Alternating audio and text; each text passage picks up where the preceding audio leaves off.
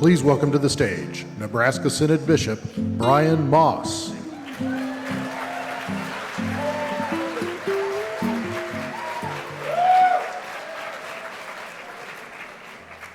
I wonder if Mitch could rig that up to play every time I walk in my house.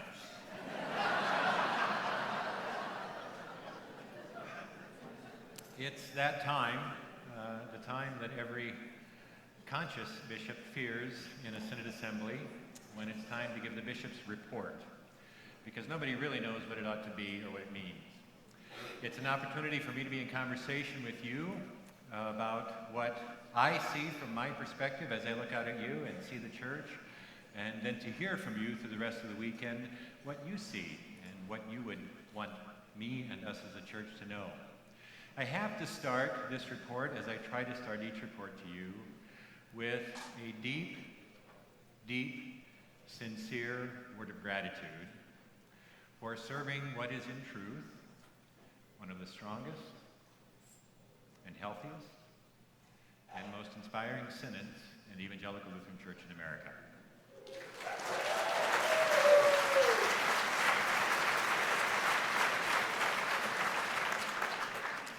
Note, I did not say the perfect synod. And we have much work to do, and there is much for which we might be faulted, but sincerely, you are incredible.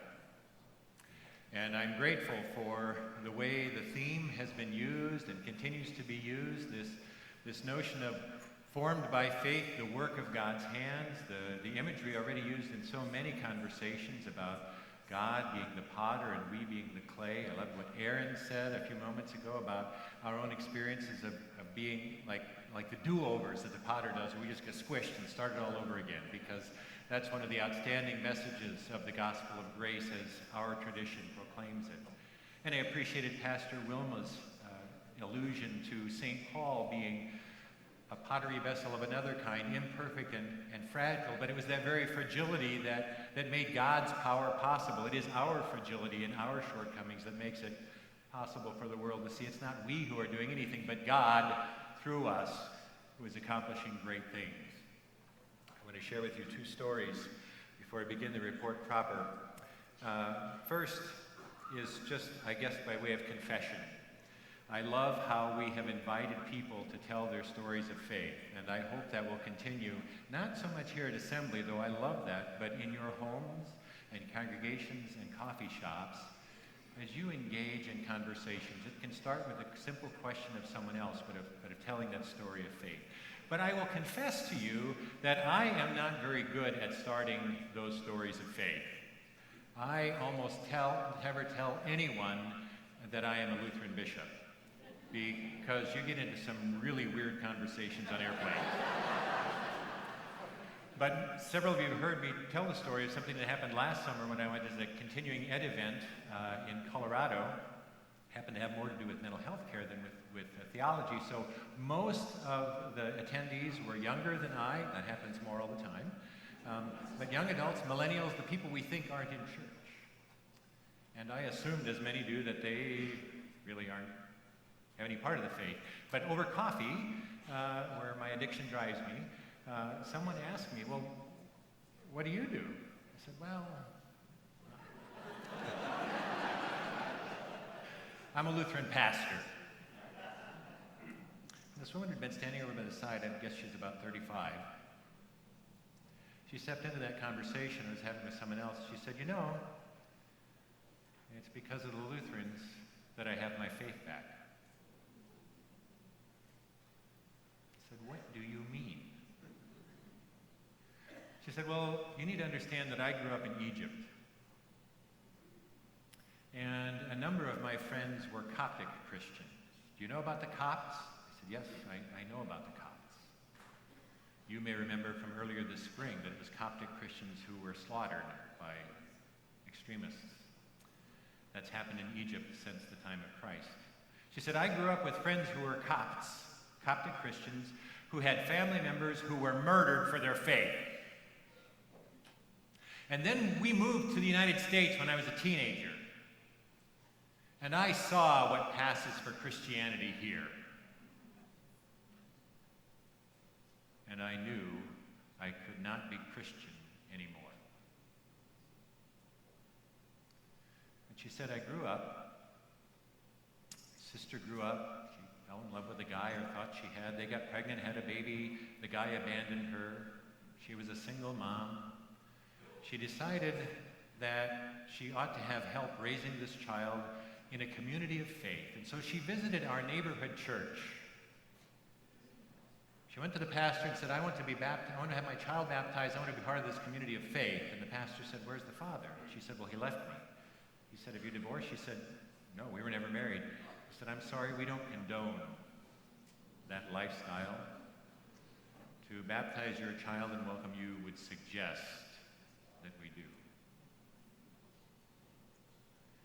And this woman told me the story of how her sister went to a number of other churches and received similar inhospitable responses, but was persistent enough to keep going until she entered a Lutheran church where she asked the pastor the same question, and the pastor said, of course we'll baptize your baby. Of course you can be part of our congregation. Because our understanding of the gospel is it's not who you were or what you did yesterday, it's who you are and who you become through your baptism in Jesus Christ.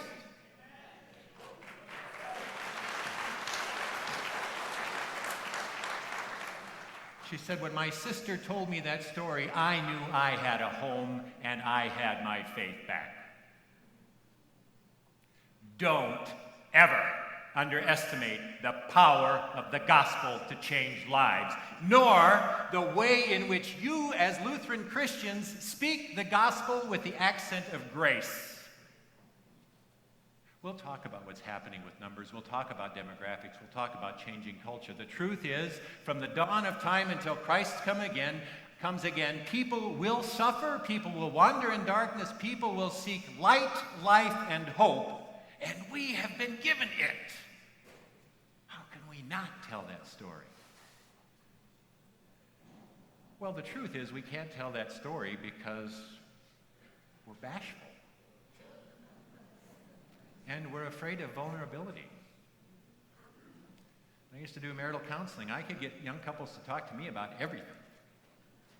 Talk to me about their bank accounts, about their history, about their sex lives. And I would say, do you two pray together? Oh, that's a quote.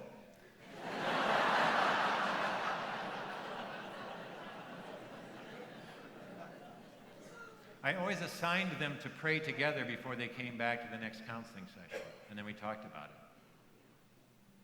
it. Because I think this is what happens.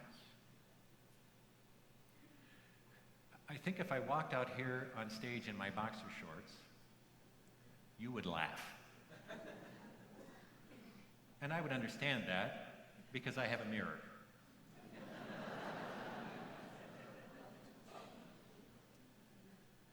But if I say to you in conversation, my life is built on the confidence that God became human in Jesus Christ and died for me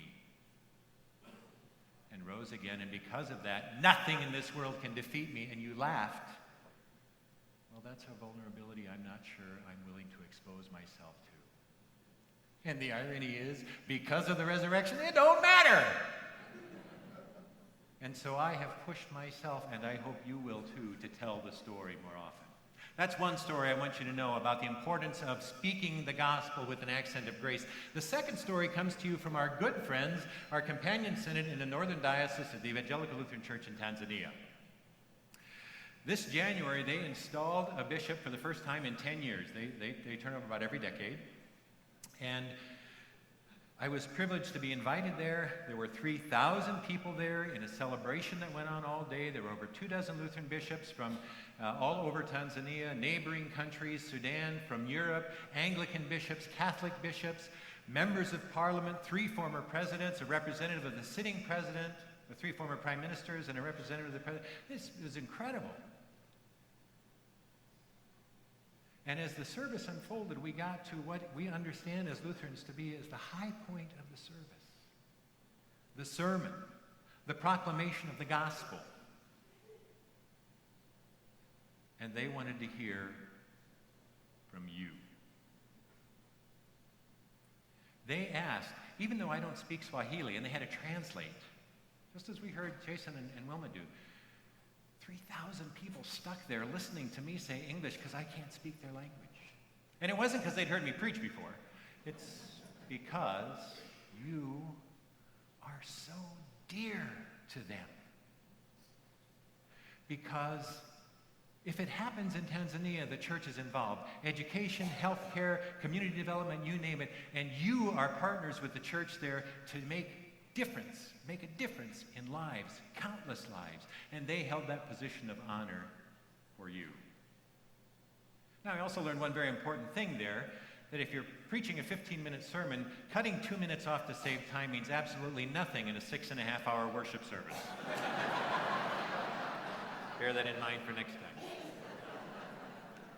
I want you to hear that second thing. In addition to the importance of speaking the gospel with a grace accent, I want you to hear how beloved, how highly regarded, how appreciated you are by our companion synods. In that instance, the Evangelical Lutheran Church in Tanzania. In other instances, by our own companions, compadres from Argentina and Uruguay. You need to know what other people think of you. Well, the image we've been using has been the image of the work of God's hands. I can get that on the screen so they don't have to watch me so much. Thank you. And I've spoken a little bit about that. In my written report, I spoke more of the notion of pioneers, because I think you are descended from pioneers. I think there's a pioneering spirit here. This is a photo, by the way, of the staff moving the office.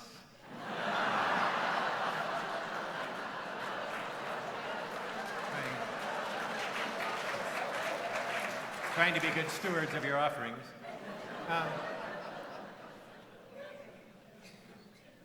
It needs to be said in that imagery of we being the clay in God's hands, we are also, as Nebraskans, in very, very many ways, people of the clay, of the soil, of the earth ourselves. And we recall that there were people here before what we call the first settlers were here. They were very much people of the soil, lived off the land, revered it. And then our forebears came in covered wagons like this, and they rolled across this prairie. And they were pioneers, which doesn't mean they were the first ones here. It means they were the ones to settle here to make it possible for others to live here in their wake. The first ones went all the way to California and discovered gold and, developed San Francisco and all that stuff. The folks that stayed here were the folks that looked out at all this nothingness and saw something. That's faith. Look at this photo. Count the trees. Those pioneering forebears were the ones who arrived here and said, there are no trees here. So maybe we should plant some. And we became the Arbor Day state. And they looked around and they said, there's nothing to build houses out of here. All there is this dirt. Let's plow it up and see if we can build houses out of dirt. And by golly, they did. And then they looked around and they said, look at all this buffalo manure. And then they said, free fuel. That's the kind of pioneering spirit that you bring, not only as residents of Nebraska, descendants of those pioneers, but as members of the Nebraska Synod. That has been part of your heritage since the church was first settled here over 150 years ago. In more recent years, that same pioneer spirit came up as people looked around and began to say, there aren't enough pastors here or rostered leaders. Maybe we should plant some. And they founded Operation Idea, which is now Operation God's Idea, which means we have nearly 50 people in the preparation process, the candidacy process, to be called as pastors and rostered leaders in the church. And they looked around and they said, there just aren't enough pastors. There are all these congregations, and there's nobody here but these lay people.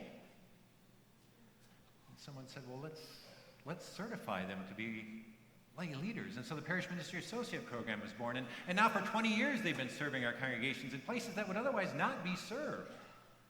And doing a great job of it. And then we looked around and we said, look at all all these hungry, thirsty souls, all these people seeking something deeper in their spiritual lives.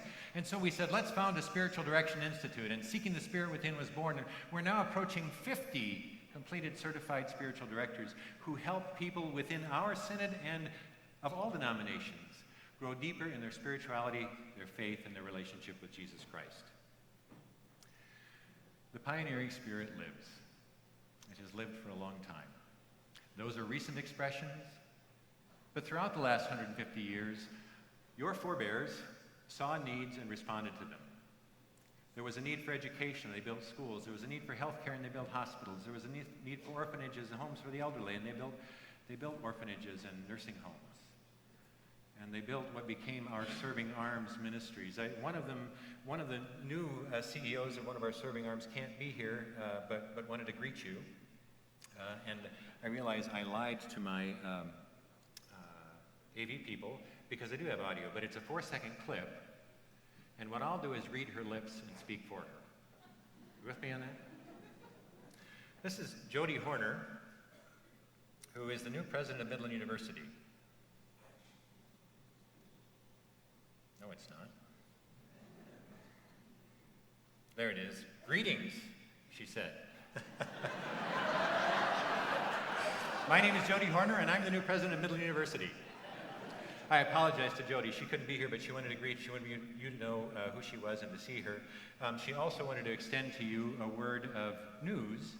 I was tasked last year by this assembly with going to the Midland University board and asking that a seat on the board be assigned again to the Nebraska Synod. And I'm pleased to share with you, as President Horner shared with me, beginning in July, there will be a seat on the Midland University board.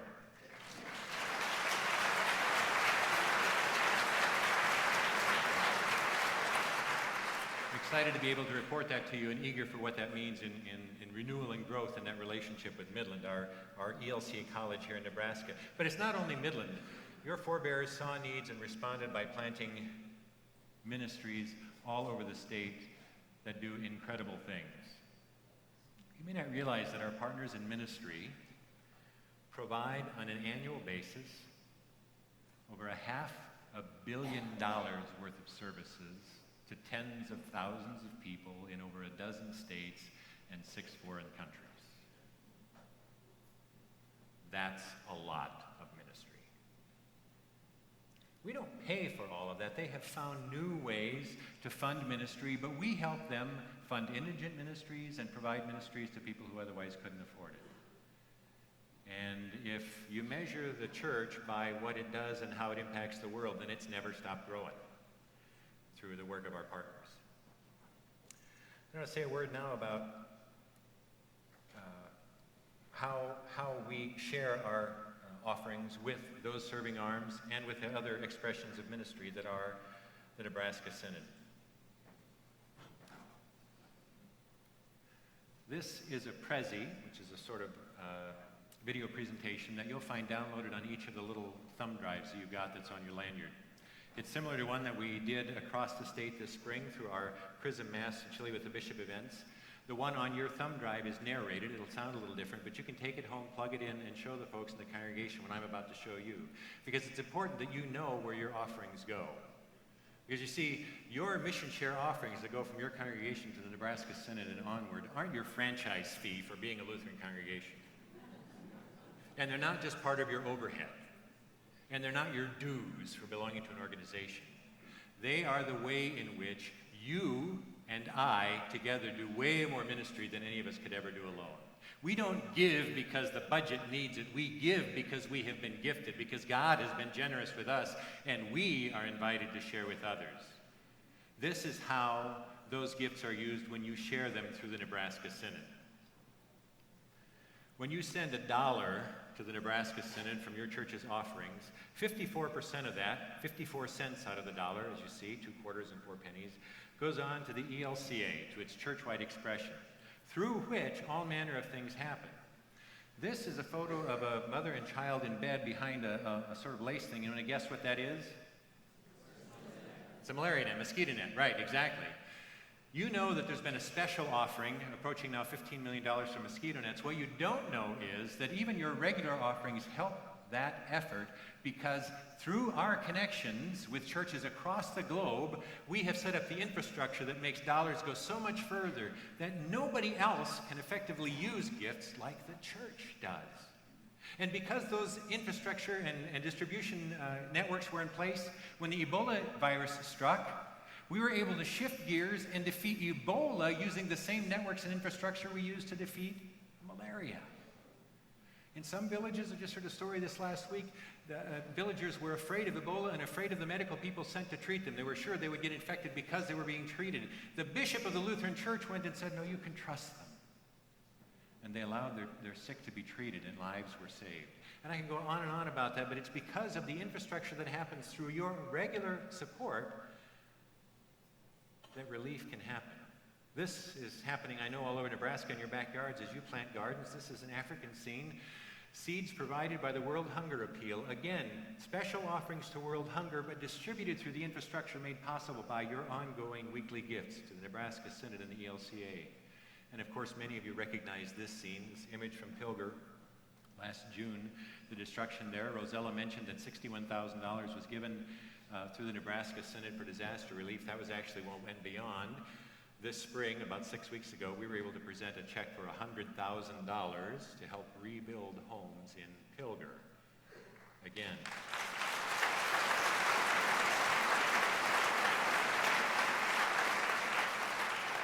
Thank you for your generosity. And no, again, because of the congregations in the area and the network that's already there, we were able to make that money go so much further than it might otherwise. And then, of course, there is this. This is a photo from one of our congregations under development, Spirit of Grace in Holdridge. Partnering with the ELCA, we help plant congregations all over the country, including right here in Nebraska. And we're able to do that because of the resources and the expertise of our partners at Churchwide, who can come and provide specialized training for mission developers and for New Start congregations. Over and over again, your contributions to Mission Share make a difference. Now, I grew up in Nebraska, so I know what you're like. I love doing this because I never have to do the math, because the people in the pews always keep track of every penny I put up. How much did I say we sent to Churchwide? 54 cents. Now, you need to know that's the proposed 2016 budget. This year, it's still 54.5%. That's a reduction. We'll talk about that in a bit. 54 cents goes to Churchwide. 23 cents out of that dollar goes to ministry here in the Nebraska Synod through the ministries of the Nebraska Synod. Through things like the candidacy process, whereby we raise up candidates and walk with them through the preparation process, where we set up call processes and call them to serve in Nebraska and help them through first call theological education to serve well in our parishes. We also do things like hold leadership events and community building events among young people to help them discern their call into vocation and leadership in the church, whether as rostered leaders or as lay members. And there's this photo, which I've asked a number of times. I hear all kinds of things. Some people see that as bringing two people together. Some see it as keeping two people apart. Some see it as a sort of introduction. And one guy saw it as a member of the Blue Man Group choking two white guys.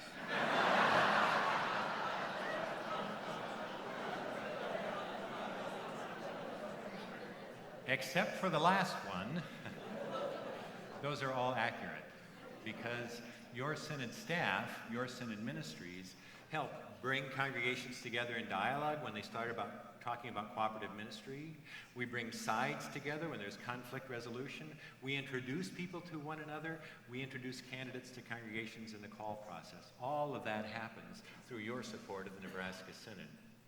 And then, of course, there's a photo from San Andres Lutheran Church in Omaha, our only fully Latino congregation. We were able to help find a ministry leader for that congregation because of the Nebraska Synod Network and our connections to Churchwide. We're now walking alongside team candidate seminarian Sergio Amaya, as he completes his seminary education and continues to serve there. We were also able to bring them together with another congregation, too, in Omaha, because the parents there said, well, yes, we want Spanish language worship, but our kids are going to school with Americans. We want their confirmation to be in English, but our English isn't good enough to do it.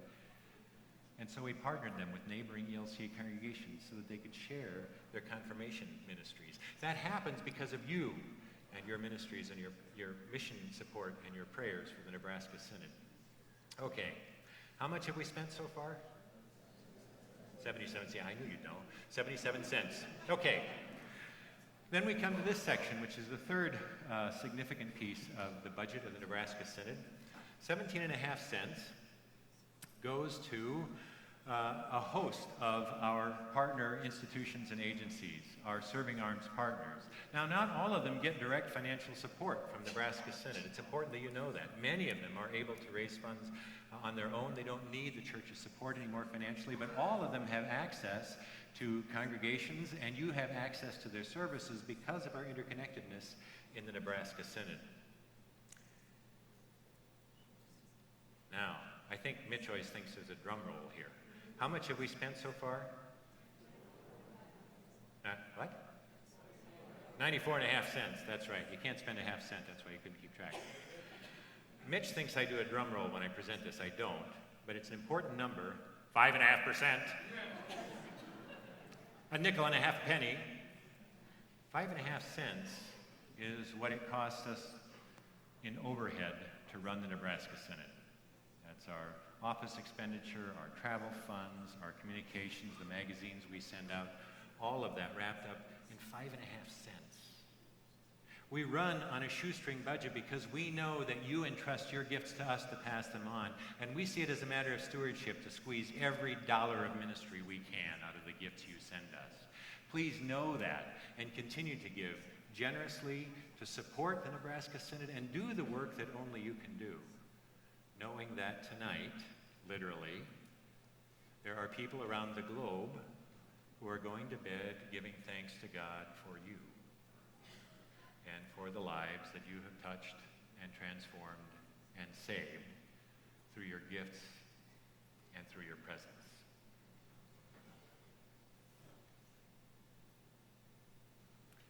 It is a privilege to get to see all of that happen and to know all the lives that are touched by those gifts. But I, of course, don't do this job alone. I've got a lot of help. I want you to help me say thanks to your Nebraska Synod staff. They are actually staff members of your congregations, and all of us are available as resource persons to be called on by you for anything you might need resource-wise. I want you to know who they are. The assistants of the bishop include Steve Meising, Panhandle and western part of the state. Megan Morrow, who serves the southeast part of the state. Pastor Juliet Hampton, who covers Metro Omaha and an area up north of Fremont. Pastor Gary Panko, who is part-time as a volunteer archivist and helps do call processes in northeast Nebraska. Now you'll see a lot of faces. Remember that some of these are part-time and a couple are even volunteer, but they all serve as your Nebraska Synod staff. Lisa Cramey, who is our resource person, director of Faith Formation and Family Ministries. Mitch McCartney, our director of communications and development. Bill Biggs, our Synod attorney. Martin Malley, our Tanzania coordinator. And our administrative and support staff, Stephanie Lusinski and Karen Pickering, or as we sometimes call them, Thelma and Louise. Diane Harpster and Sandy Terry. And our directors for evangelical mission, who are employed sort of uniquely by the ELCA and the Nebraska Synod, Pastor Rich Sheridan and his wife, Pastor Rebecca Sheridan. And of course, the director of Seeking the Spirit Within Spiritual Formation Institute, Connie Stover. I also want to offer a special nod to our Parish Ministry Associate staff. Steve Meising supervises that program. Pastor Carol Mappa has just joined the staff this spring as support staff for that ministry. And we want to take just a moment to pause and remember and give thanks to God for the life of Susie Maupin, who served that role until her untimely death this winter. Please greet them as you see them and help me say thank you to them for all that they do.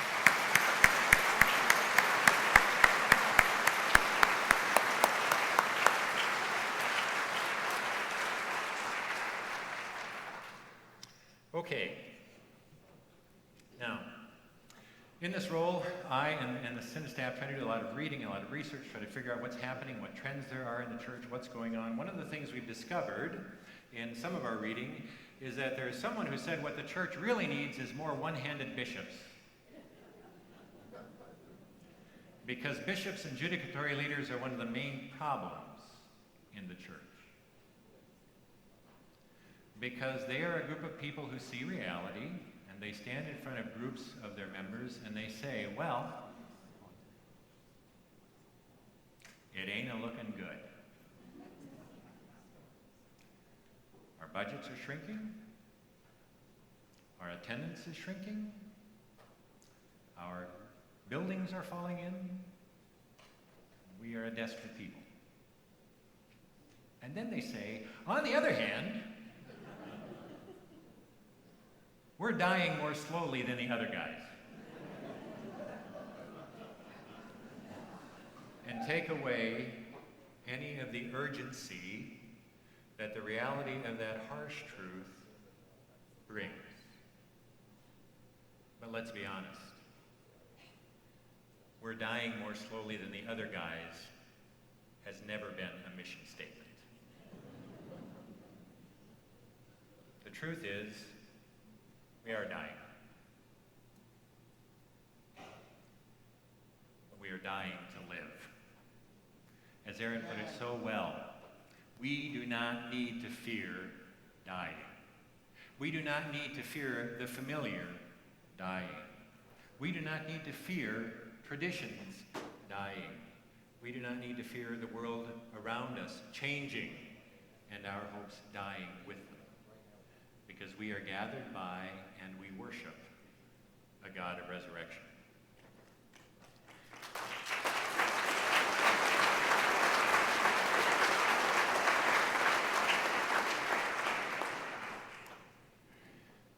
I've said if I get all the way through my first term and don't tick you off, I haven't been doing my job. So I'm going to take a stab at it. I want to suggest to you that if you wake up tomorrow morning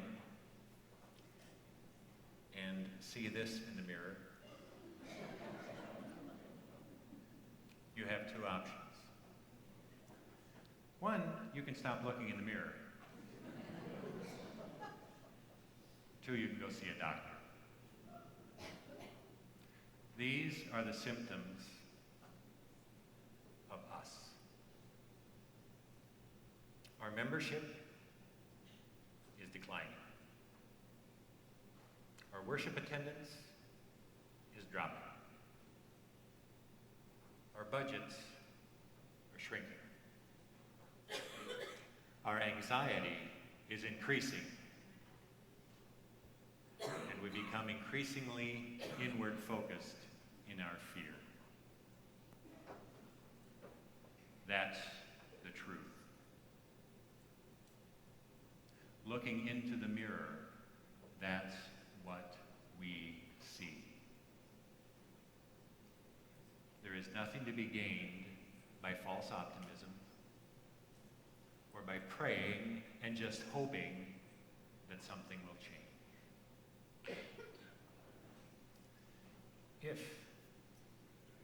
If you went to a doctor and described all manner of ill symptoms, and when you got done with your list, the doctor said, well, you're going to die. Might be time to get a second opinion. I'm not here to shame you or me. I'm not here to proclaim judgment on us. I'm not here to make us feel bad. I'm here to be honest and to tell you there is no other hand. This is what is real. But we need not fear, for life is bursting out all over this church in ways that we can learn from and replicate. There are vital, thriving congregations. There are growing ministries. There are young people in our churches There are new mission starts. One just started this month in Nebraska. 500 new churches have been birthed since the start of the ELCA, and 352 are in development as we speak. Life is breaking out. We need only to be open to the ways in which it can break out where we live and worship and serve. In the face of all that bad news, there is still that good news, that Christ has died, and Christ is risen, and Christ will come again. And as a resurrection people, we need not fear what lies before us. There's also a second word of good news. There is that ultimate good news of Christ and the power of resurrection. There's also sort of a simple technical good news. It's that we've got a strategic vision to share. For the last year, year and a half, almost 2 years, we've been listening, researching, studying, trying to find out what it is we discern God calling us to do in the future as a synod. And so that 30-page document that you all got, and I'm sure all read, is before you. We hope to endorse that tomorrow. We put it before you and raise up a few highlights as we talk through it. It gathers around the three themes of hope, connect, and go. Hope in the gospel of Jesus Christ, connecting to one another as members of the body, and going into the world to serve as Christ showed us how to. Under hope, the theme of identity and purpose, we're talking about 4 successive years of annual themes where we can be studying, discussing, praying about, and acting on things together. The 4 themes are Bishop Eaton's own. We are church, we are Lutheran, we are church together, and we are church for the sake of the world. We will identify vitality and how to assess it. One of the problems we've had is trying to discern where growth is happening and where it isn't, because we've been using the same tools to measure that we used 100 years ago: attendance, membership, and offering. But there are all manner of symptoms, of signs and measures of vitality. We want to identify those, help you identify them where you are, so you can begin to say, this is an area we can grow in, and we'll put our energy behind it. May or may not affect our attendance or our budget, but for right now, it's a way we can grow our vitality as the church. By the way, those 4 themes we'll be studying on every year, we'll ask you to be doing that during Lent each year. There will be sermon outlines, there will be study guidelines, there will be all manner of things. It doesn't mean you have to use it as it comes packaged. There is no one-size-fits-all. Maybe you'll tune in online. Maybe we'll have a massive online conversation across the synod, but we will be talking about the same things together to remind ourselves that we're all in this as one. We'll also commit ourselves to assessing and narrowing and focusing the ministries of the Nebraska Synod. What can we continue to do and do well, and what can't we do anymore, and what ought we not do, and how can we say thanks be to God and put those things to rest so that we can focus our resources on the things we do with excellence. And we will talk again about what it means to be members of the Evangelical Lutheran Church in America, what it means to be ELCA Lutherans in a culture like ours, increasingly polarized and torn apart, to be a church of grace and of welcome. We will talk about who we are, whose we are, what we do, and how we do it. Also under the theme of hope, we'll commit ourselves to modeling together behaviors. That means we will pay more attention to the ministries we can do together and share with one another. We will commit ourselves to fearlessly having critical conversations about difficult topics. We will, as congregations and members, learn mediation, and we will model mediation, and we will offer it for the sake of our communities. We will do everything we can to turn congregations inside out. As John Roberto said, not waiting inside for people to come to us, but finding ways in which we can go out to them to share the good news and be part of the body of Christ. And we will commit ourselves anew to serving, listening to, and speaking up for those in need, as you do so well. Backpack programs, food pantries, disaster response, you care so well. We need to continue to tell the story that we do that others might hear it and join us in those efforts. Then under the theme of connect, calling and connecting, we hope to renew our understanding of vocation, of what it really means to be called. At one level, this will mean the call process in congregations. We're actually almost completed with the revision of the call process. We'll be sharing that with you in the months to come, those congregations going into the call process. We will expect healthy leaders for healthy congregations. You know what some of your annual meetings are like, some of your council meetings where you are anxious about any number of things. Know that what you feel collectively, your pastors typically feel inside and individually. It's important that we commit to one another to healthy behaviors, healthy pastors, serving healthy congregations. We will continue to support candidacy and expand God's idea to continue to identify new people to serve in the church. We will deepen and broaden our communications with each other through social media, electronic, and other means. We will use those means to inspire and to resource one another and to tell the story. We will renew and expand our clusters, which were formed 25 years ago and may need some tweaking. We will build new networks where that's feasible. We will engage our ecumenical relationships more deeply.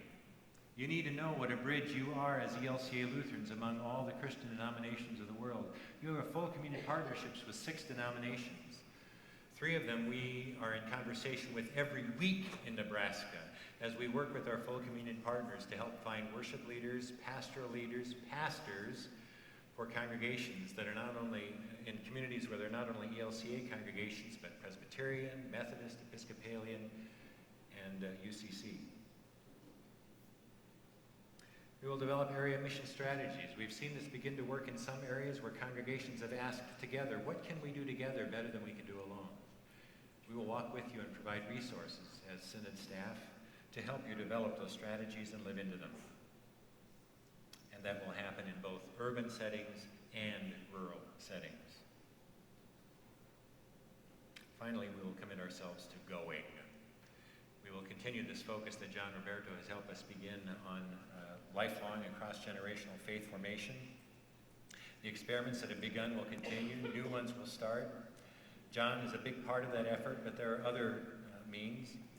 We also want to talk about stewardship, and not only talk about stewardship, but live into it. What it means that everything I do after I say I believe is a matter of stewardship. What I give, how I spend my time, the choices I make. We will start with a pilot project with First Call pastors to help them increase their skills and comfort talking in that area. We will expand that to all leaders and ultimately to congregations. We will do that in part by calling a director of stewardship whose sole job will be to resource stewardship in congregations of the Synod. We'll also revitalize our understanding and practice of evangelism. We will call a Synod evangelist whose job it will be to resource your congregations, to learn new methods, new ways, new approaches to reaching out and inviting others with the story of the gospel. We will capitalize on the 500th anniversary of the Reformation. We'll be commemorating that in 2017, just 2 years away. Huge international celebrations are being planned, and we have the opportunity to celebrate with our full communion partners, even our sisters and brothers in the Roman Catholic Church. You need to know that it is your church, the ELCA, that in dialogue with the U.S. Conference of Catholic Bishops, is now advancing at the international level Lutheran Roman Catholic dialogues on things as critical as when and how we might someday come to the same communion table together.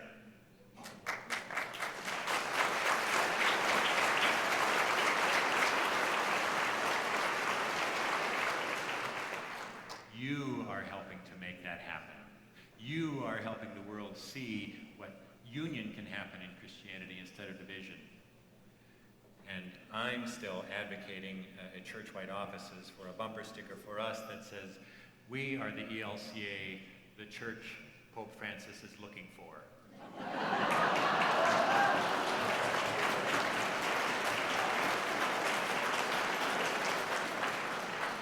So far, no dice, they tell me. We'll also invest ourselves in innovating and re-energizing ministry with, by, and to youth and young adults. We have about, well, I think just over 30 youth and young adults with us at Nebraska Convo this year. There's a photo from their first gathering yesterday, but with the youth, the Convo folks who are here, would you please stand up? Let's give them a hand.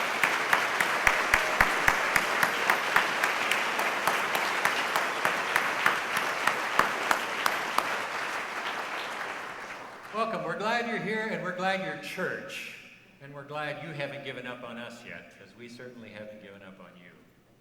We'll also celebrate over 700 of our youth going to Detroit this summer for the Rise Up event. Now over 30,000 are registered for that event, which will descend on Detroit to transform the city. If you want to have a good time for a week this summer, then the week that our youth are in Detroit, go to Google and enter either Detroit Free Press, which is the main newspaper there, or simply Detroit Media, and go to the websites there. And read not only the stories that they'll print about what our youth are doing there, but then read further down. Read the comments, as I did when our youth were last in New Orleans. Hear people ask, why? Why would young people give a week to come and sweat here? And be moved by the witness of these young people in a city that thinks it's been forgotten. But we don't want to let the youth have all the fun. We're also proposing a new emphasis on innovating and re-energizing ministry to, with, and among seniors and retirees. We are in the midst of the longest lived, healthiest, most well-educated, most well-resourced, energetic retirement generation in the history of the world. And it befuddles me that we worry that our pews are getting older. I see ministry there, but we haven't invited that group into ministry in new ways in, I don't know, when was the last time we tried? So we'll talk about a senior summit and what we can do to help energize and release the creativity, the energy, the faithfulness that's present in that generation. And finally, we will perpetually assess and renew what we're doing to determine where we need to make adjustments in the strategic vision. Now, one of the most exciting things about this is the natural question among Lutherans is, what's this going to cost? We're at a unique moment in history in that because of the way God has moved in the life of one of our serving arms institutions, Emmanuel Communities, it has been blessed with the resources to set up a special vision foundation. And it has expressed its intent to help resource initiatives like this within the Nebraska Synod. So while we're waiting for conversations to be finalized, it is our intent to fund the initiatives of the strategic vision separately from our regular Synod budget, so that no ministries will be impacted or drawn from to help get these new ministries started, that frankly, we believe will help grow our capacity and our resources for ministry. I want to say a special word of thanks to Emmanuel for their vision, and to God for blessing Emmanuel with those riches. You'll be hearing more about that over time, but we're looking forward to that partnership and what it can mean in and through the Nebraska Synod.